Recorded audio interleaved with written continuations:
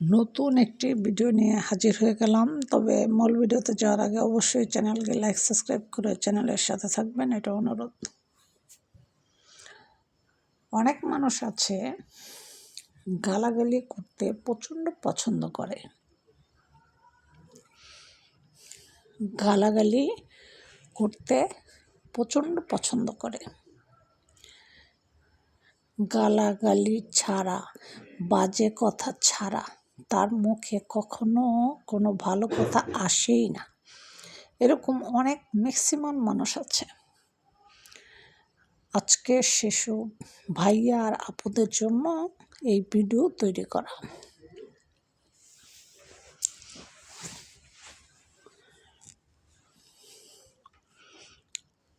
যারা সবসময় নোংরা গালাগালি মুখ দিয়ে করেন, আজকের পর থেকে আমার এই ভিডিও যারাই দেখবেন, ভুলবশত অন্তত পক্ষে কবরে এই আযাবের ভয়ে কখনোই মুখ দিয়ে গালি ভাষা উচ্চারণ করবেন না, এটা অনুরোধ। তাহলে ইনশাআল্লাহ আল্লাহ তাআলা আপনাকে জান্নাত দিবেন, জান্নাতে আপনি যেতে পারবেন। সেটা কি করলে যাবেন আমার এই ভিডিওতে সেটা আজকে জেনে যাবেন।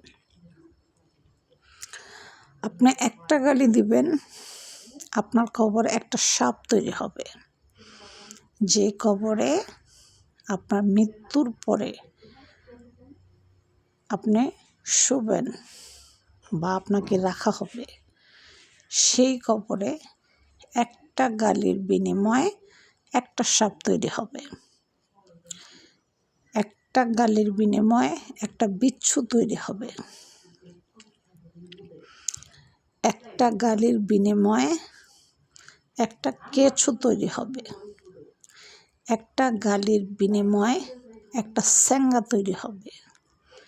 একটা গালির বিনিময়ে খুব ভয়ঙ্কর ভয়ঙ্কর আযাবগুলো আপনার কবরে উল্লেখ করে লিখে দেওয়া হবে যে এই ব্যক্তি দুনিয়ার জমিনে থেকে মানুষের সাথে নোংরা কাজ আর নোংরা গালাগালি করার বিনিময়ে তার ফসল অর্জন করছে, এই ফসল তার কবরে দিয়ে দাও।